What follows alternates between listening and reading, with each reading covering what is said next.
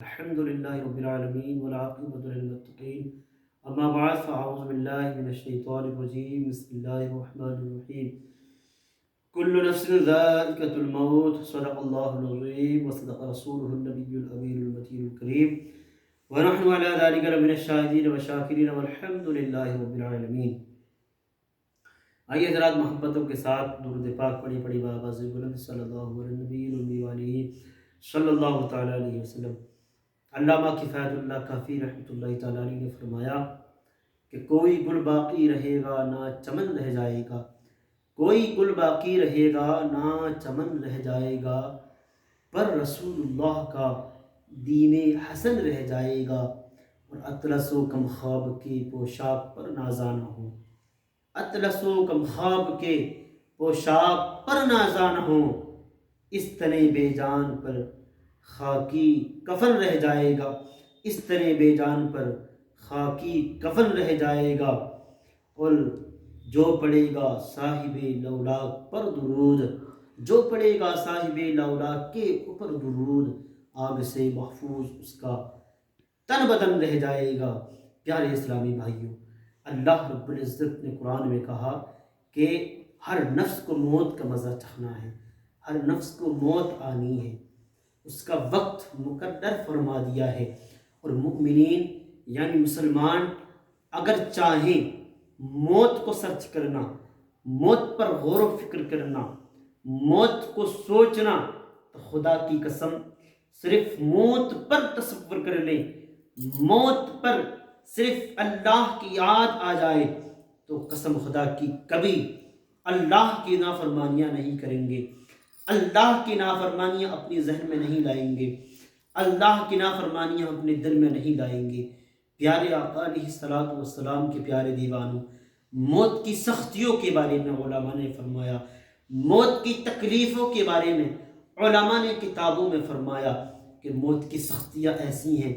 موت کی تکالیف ایسی ہیں کہ اگر کوئی 313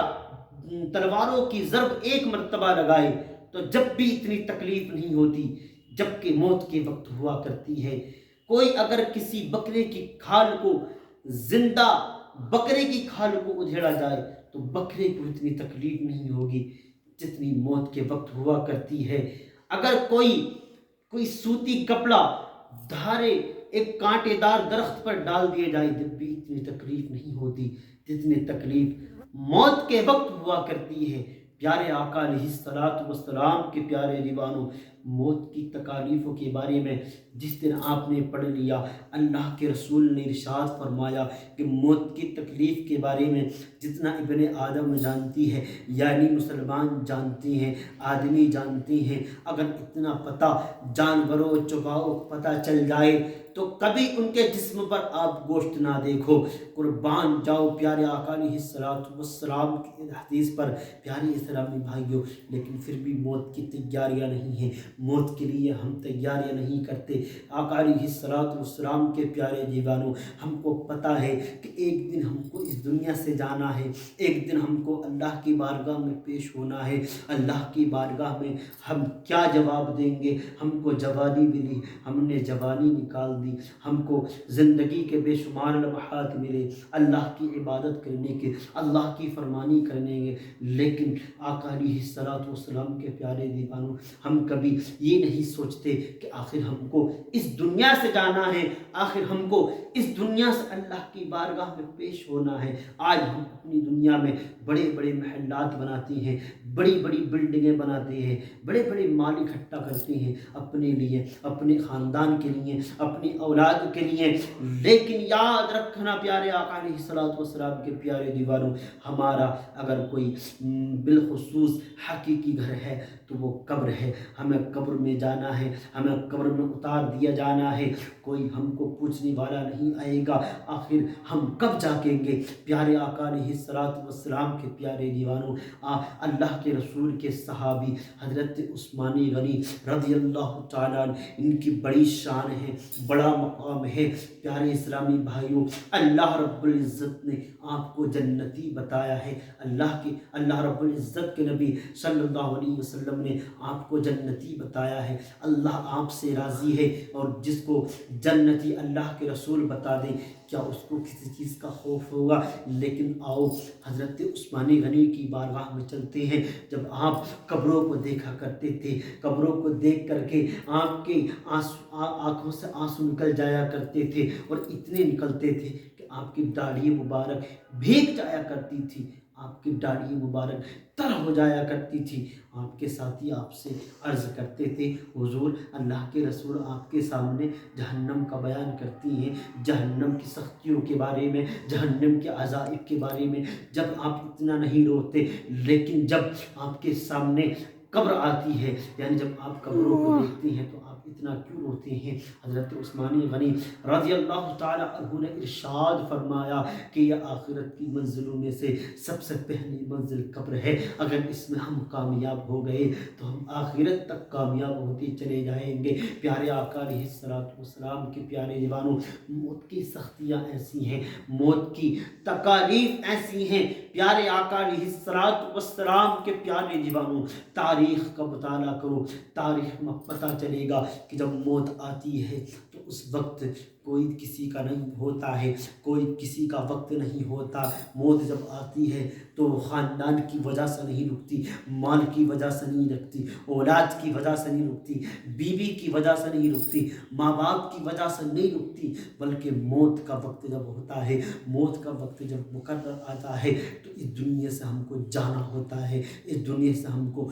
کوچ کر کر کے جانا ہے۔ لیکن پیارے آقا علیہ الصلوۃ والسلام کے پیارے دیوانوں، آج ہم اپنے لیے، اپنی اولاد کے لیے کبھی ہم اپنے مال میں فرق بیان نہیں کرتے کہ میں حلال کما رہا ہوں یا حرام کما رہا ہوں۔ پیارے آقا علیہ الصلوۃ والسلام کے پیارے دیوانوں، ہم اپنے گھر والوں کے لیے ہم اپنی آخرت کو خراب کرتے ہیں، ہم اپنے بچوں کے لیے اپنی آخرت کو خراب کرتے ہیں، ہم اپنی اولاد کے لیے اپنی آخرت خراب کرتی ہیں۔ یاد رکھنا پیارے آقا علیہ الصلوۃ والسلام کے پیارے دیوانوں، اللہ کی بارگاہ میں جب پیش ہوا جائے گا، اللہ نے اگر پوچھ لیا کہ میں نے تجھ کو زندگی دی، کہاں بشر کی، مال دیا، کہاں خرچ کیا، کہاں سے کمایا، پیارے اسلامی بھائیوں ہمارے پاس کیا جواب ہوگا؟ تو پیارے آقا علیہ الصلوۃ والسلام کے پیارے دیوانوں، حضرت عیسیٰ علیہ الصلوۃ والسلام، آپ جانتے ہیں حضرت عیسیٰ علیہ الصلوۃ والسلام کو اللہ رب العزت نے مردے زندہ کرنے کا معجزہ عطا فرمایا۔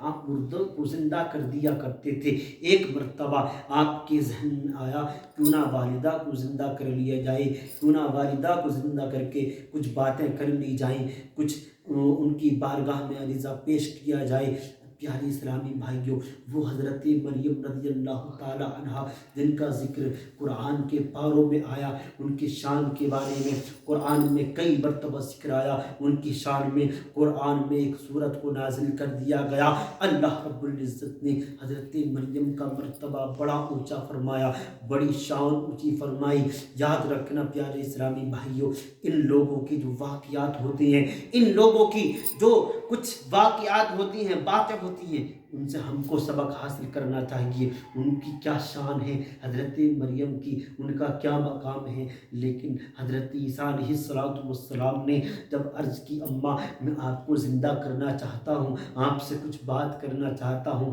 آپ کو بھی میں دنیا میں لانا چاہتا ہوں، لیکن قربان جاؤ۔ حضرت مریم رضی اللہ تعالی عنہا کے جواب سے پیارے اسلامی بھائیوں، اس بات سے درس حاصل کرنا، یہ بات صرف ہمارے لیے ہے۔ ان کو کیا پتہ چلا ہوگا، ان کی کیا نصیبیں ہوں گے جن کا ذکر قرآن میں فرما دیا گیا ہو۔ حضرت مریم رضی اللہ تعالی عنہ وہ ہیں جن کو روحانی بیٹا عطا کیا گیا۔ حضرت مریم رضی اللہ تعالی عنہ نے ارشاد فرمایا، اے میرے بیٹے ٹھیک ہے تو مجھ کو زندہ کرنا چاہتا ہے، لیکن نہیں، اب میں زندہ نہیں ہونا چاہتی، اب میرے اندر اتنی ہمت نہیں ہے، اب میرے اندر اتنی برداشت نہیں ہے، اب میرے اندر اتنی طاقت نہیں ہے کہ دوبارہ میں موت کی سختیوں کو برداشت کر سکوں۔ اللہ اکبر۔ پیارے اسلامی بھائیوں، حضرت مریم کی کیا شان ہے، لیکن حضرت مریم رضی اللہ تعالی عنہ فرما رہی ہے، نہیں، میں زندہ نہیں ہونا چاہتی، کیونکہ پھر موت سے گزرنا پڑے گا۔